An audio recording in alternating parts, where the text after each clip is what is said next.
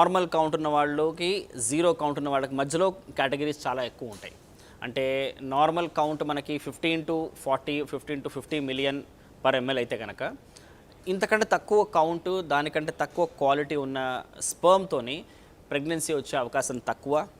And వచ్చినా కానీ అలాంటి ప్రెగ్నెన్సీస్లో మిస్క్యారేజ్ అయ్యే అవకాశం ఎక్కువ ఉంటుంది. కొంతమందిలో స్పర్మ్ కౌంట్ మరీ తక్కువ ఉంటుంది, 5 మిలియన్, 3 మిలియన్, 2 మిలియన్ అలా ఉంటుంది. వాళ్ళలో ఈవెన్ ఐవీఎఫ్ చేయడం కూడా కష్టమే.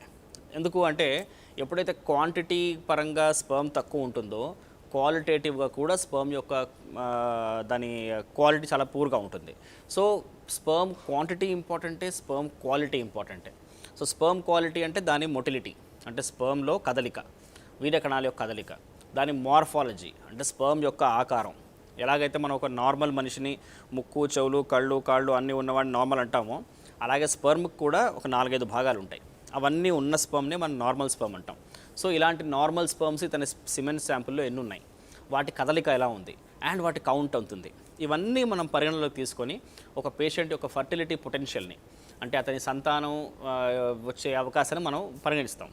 సో ఇలా జీరో కౌంట్ కాకుండా, నార్మల్ కౌంట్ కాకుండా ఈ మధ్యలో ఉండే పేషెంట్స్ చాలా ఎక్కువ మంది వస్తుంటారు క్లినిక్కి. సో వాళ్ళలో మ్యాక్సిమం మనం అందరికీ లైఫ్ స్టైల్ చేంజెస్ చెప్పేస్తాం.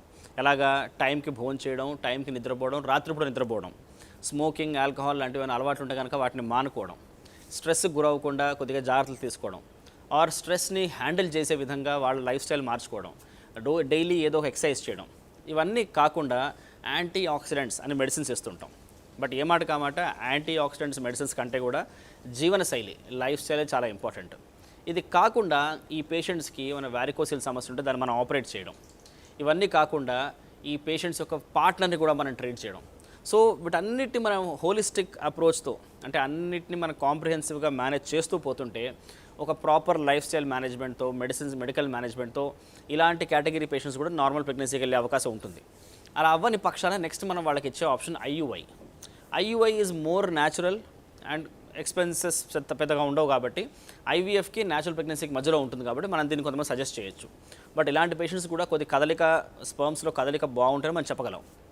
అది కాకుండా నెక్స్ట్ స్టెప్కి వెళ్తే కనుక ఐవీఎఫ్ఏ.